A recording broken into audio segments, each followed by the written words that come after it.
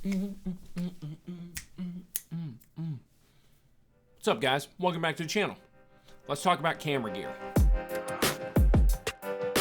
Today, we're talking about camera gear. What is in my camera bag in 2020? What am I taking with me when I'm going out in the field and I just need a run and gun, quick setup, vlogging setup? What's in this bag? Let's kick it off with the first thing. The switch pod is what I use when I am out and about. It is normally in a pocket on the outside of my bag, so that's why we're hitting it first.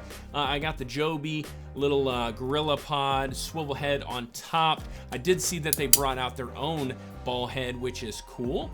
But I already had this, so I didn't need to pick it up. I will say most of the time, I'm not using this as often as I thought I would. Love the product, highly recommend it. But most of the time, I'm just holding the camera out, and I'll explain why here in a little bit. But let's move inside the camera bag itself. The backpack I'm using is the Pro Tactical 450 AW. I got this about a year ago.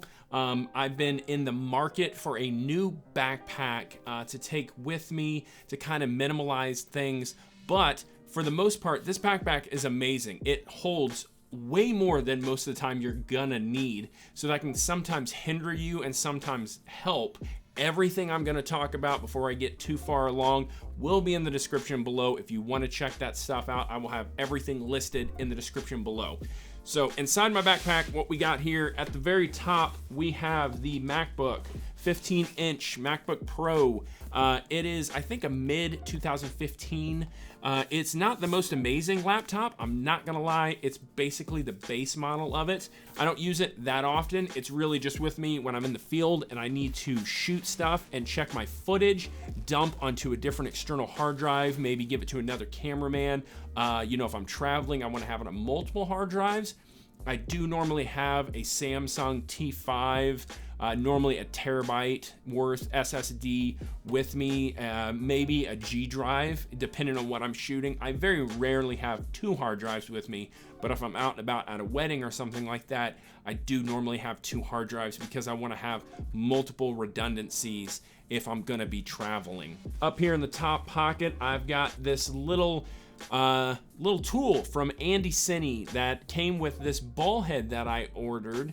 I don't use the ball head all the time with me in the camera bag, definitely not. It's normally sitting on top of my pocket cinema camera 4K rig, but this tool is always with me. It's either in my pocket or it's in my camera bag, and it works really freaking well. It has a bunch of Allen key sizes, a screwdriver, a flathead. I use this majority of the time for bigger camera rigs that I need to change base plates, or if I'm doing with the gimbal and I need to change the base plate. It works really well.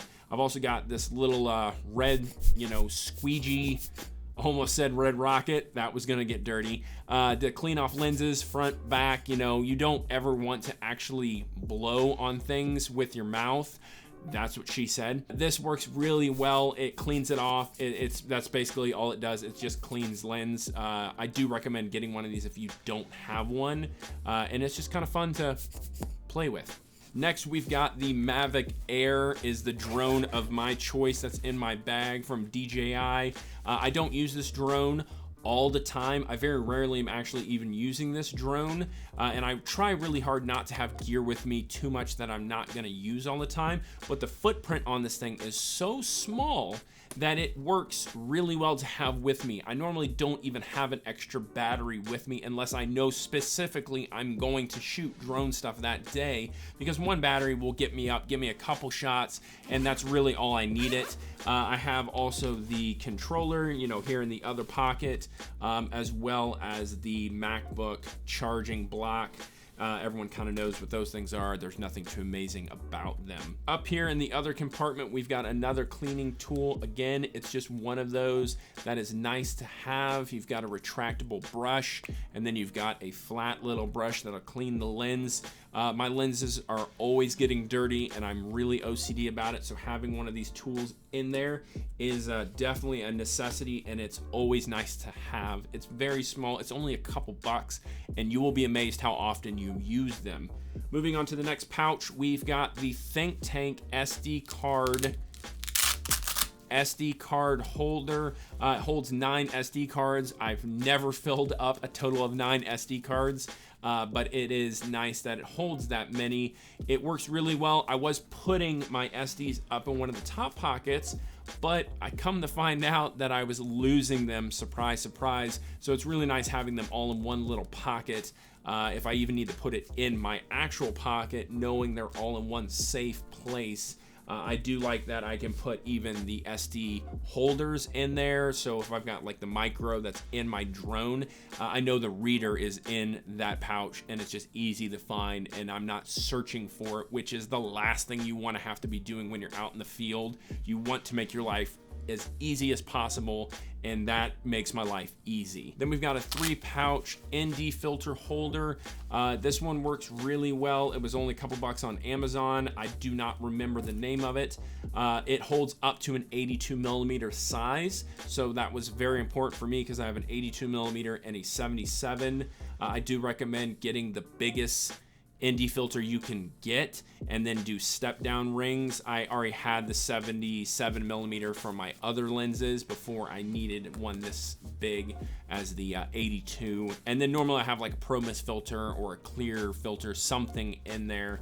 I'm just rocking Tiffin ND filters.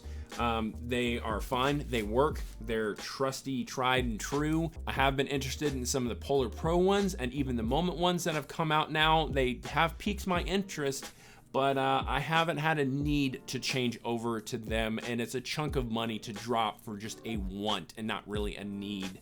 And then we have another little handy dandy pocket that's in that same pouch. This one is holding the Canon LP6 batteries. It holds 2 of them.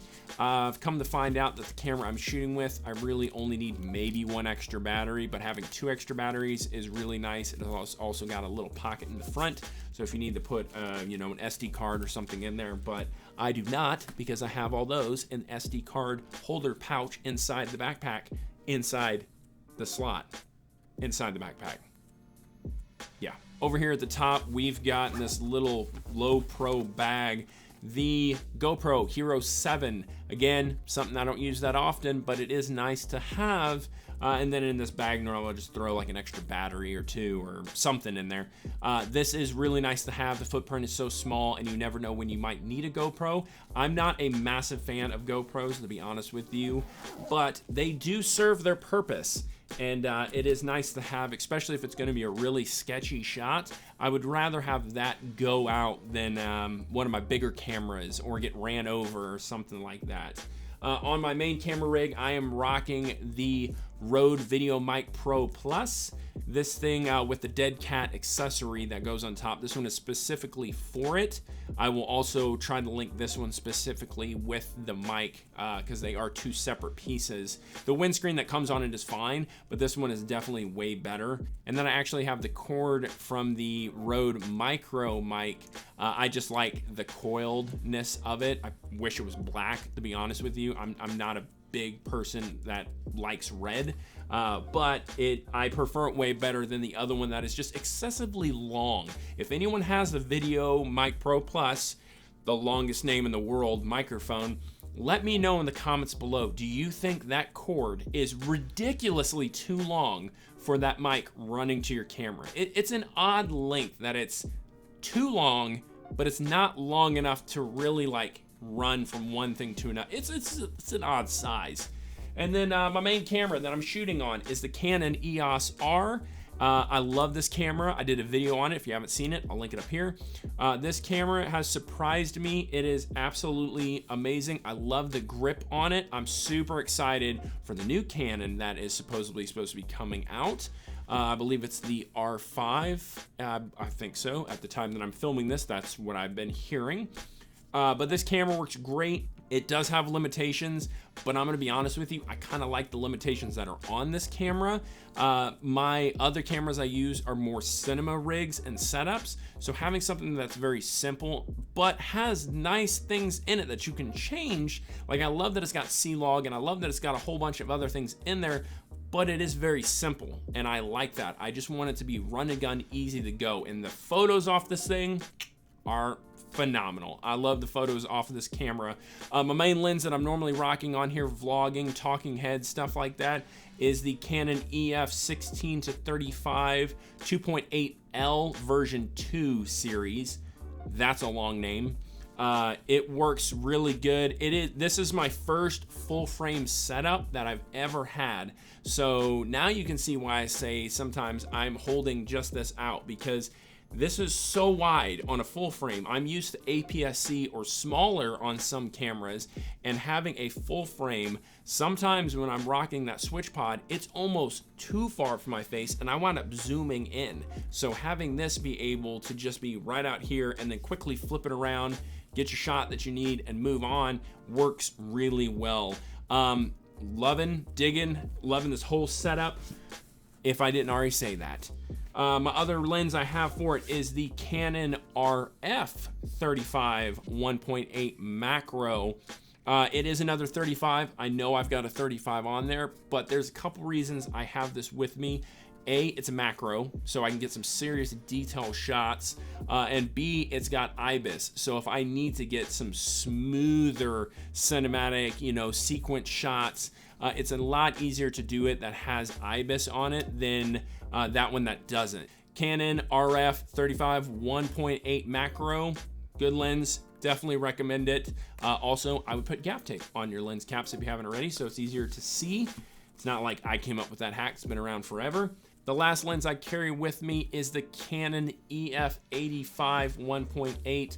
This lens is gorgeous. It's great for pictures. It's great for portraits. It is another lens that is phenomenal for some B-roll. I do wish it had IBIS in it, but I couldn't condone spending more than triple the amount to get a 1.4, 1.2 with IBIS in it. I want to say I picked this lens up new for around $300 or less. I think it was about $280. It is an older lens, but it is a phenomenal lens. It works really well with the autofocus. It's a touch on the louder side compared to some of the newer ones. Not crazy loud, but it is definitely the loudest out of the three on autofocus. Not the end of the world, but it is something to be mentioned. And yeah, guys, that is basically what is in my camera bag 2020. I would love to hear your thoughts down below. What stuff are you rocking in 2020? Let me know if you guys would like to see a setup on what's my camera rig setup for a cinema camera. I've got a whole different setup in that Pelican case for a cinema camera rig. It's a whole nother world in itself. But that's all I got for you guys today. Hit that subscribe button if you have not already, with the bell notification on so you don't miss any of my new videos. Drop a comment below. Give me a thumbs up.